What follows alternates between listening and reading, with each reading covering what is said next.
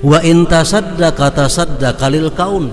Jikalau dia bersedekah tujuannya bukan karena Allah tapi karena alam semesta. Kalau dia ada sosial, ada bersedekah, tujuannya pasti untuk dipuji orang, untuk disanjung orang, untuk dipilih orang, punya orang politik. Wa in tasaddaqa lil kaun. Amun dia bersedekah tujuannya pasti untuk alam, bukan untuk Allah Subhanahu wa ta'ala.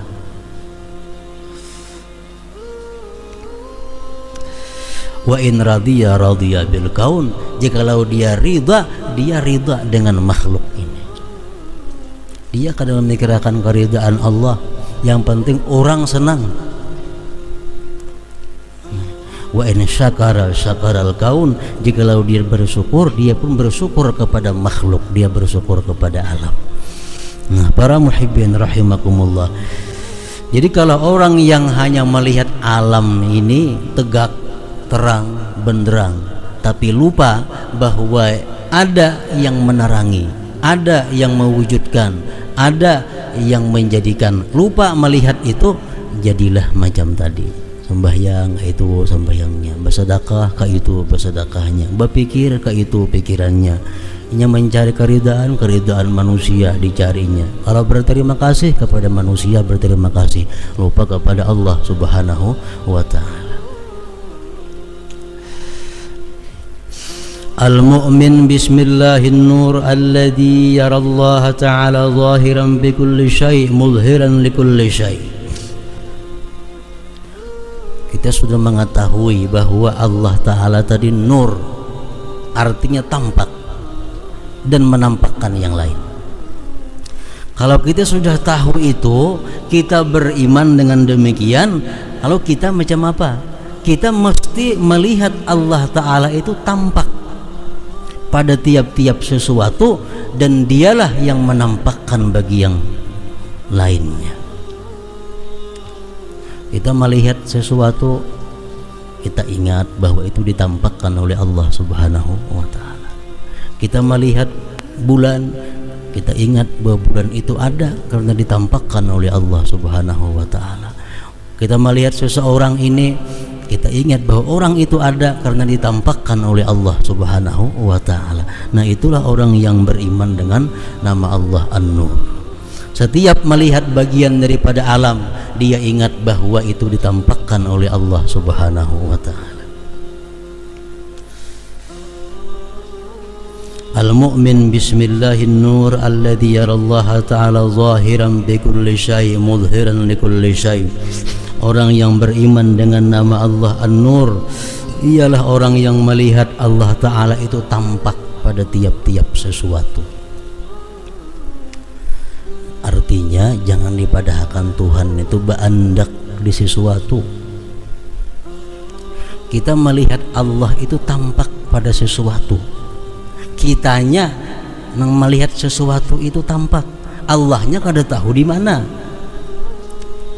Macam kita melihat Allah di bawah pohon kelapa, kita melihat bulan purnama di bawah pohon kelapa. Kitanya yang berada di bawah pohon kelapa, bulannya jauh di atas sana. Jangan beranggap bulan di bawah pohon kelapa. Rasulullah bertemu dengan Allah di mustawa. Rasulullahnya yang berada di mustawa, Allahnya kada tahu. Nah, kalau kita melihat sesuatu, kita melihat Allah tampak di sana, kita melihat sesuatunya di sana. Allahnya tampaknya di mana kada tahu. Jadi jangan sampai kita beretikat bahwa Allah itu berandak di gunung, Allah berandak di laut, Allah berandak di langit. Nah, kalau demikian kita menempatkan Allah di suatu tempat, berarti kita bid'ah, bersalahan dengan etikat yang benar. Para muhibbin rahimakumullah, Imam Ali pernah berkata, ujar Sidin, al-haqqu laisa min syai' wala fis syai' wala fawqa syai' wala tahta syai'.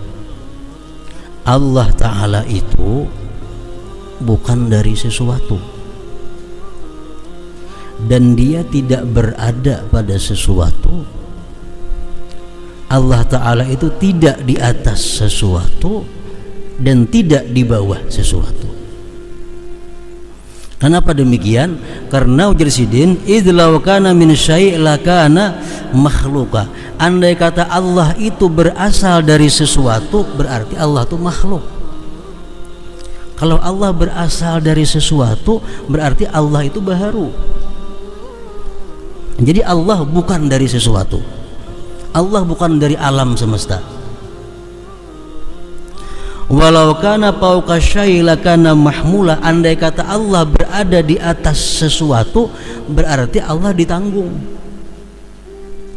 Allah di atas kursi, berarti kursi yang menanggung Allah Ta'ala. Allah berada di atas langit, berarti langit menanggung Allah Ta'ala. Itu mustahil. Walau kana fi syai'in lakana mahsura. Andai kata Allah berada di dalam sesuatu, berarti Allah tak kurung. Allah dalam alam semesta, berarti ganal alam pada Allah. Berarti alam kau mengurung Allah Ta'ala, mustahil juga. Walau kana tahta syai', jikalau Allah itu berada di bawah sesuatu, lakana makhura, berarti Allah terkalahkan. Allah di bawah kita umpamanya, berarti tertinggi kita pada Allah. Nah, jadi Sayyidina Ali, Allah bukan berasal dari sesuatu, Allah kada berada pada sesuatu, Allah itu kada di atas sesuatu, Allah kada di bawah sesuatu. Ada yang bertanya kepada Sayyidina Ali, kalau macam itu di mana Allah Ta'ala? Aina Rabbuna, di mana Tuhan kita? Mendengar itu Sayyidina Ali fataghayyara wajhuh, dia marah. Wasakata, kemudian beliau berdiam saatan sesaat, summa qala, lalu beliau menjawab. Ugesiden perkataan di mana Allah, pertanyaan di mana Allah itu menanyakan tempat ngarannya. Di mana ya Allah Ta'ala? Berarti menanyakan di mana tempatnya Allah Ta'ala. Nah, sedangkan Allah Ta'ala itu, ujar Sayyidina Ali, sudah ada sejak dahulu kala sebelum adanya tempat. Allah sudah ada sebelum adanya tempat. Sebelum ada kursi, Allah sudah ada. Sebelum adanya aras, Allah sudah ada. Sebelum adanya langit, Allah sudah ada. Sebelum adanya gunung, Allah sudah ada. Sebelum adanya alam semesta, Allah sudah ada. Wa kana Allah wala makan. Allah sudah ada, tempat belum ada lagi. Summa khalaqal makan wa zaman, hanyar Allah menciptakan tempat dan masa. Jadi tempat dan masa tadudi diciptakan oleh Allah. Wa huwal an kama kana, Allah sekarang ini adalah sama seperti Allah dahulu. Di mana tempatnya? Allah sudah ada sebelum adanya tempat. Nah, jadi kalau kita umpamanya mengatakan bahwa kita melihat Allah pada sesuatu, itu hanya istilah zarfiyah atau majaz. Artinya kita melihat Allah di pohon, kita melihat Allah di gunung. Maksudnya apa? Dengan melihat gunung kita ingat kepada Allah, dengan melihat pohon kita ingat kepada Allah. Bukan Allah berandak di gunung, di pohon, itu hal yang mustahil bagi Allah Subhanahu wa ta'ala.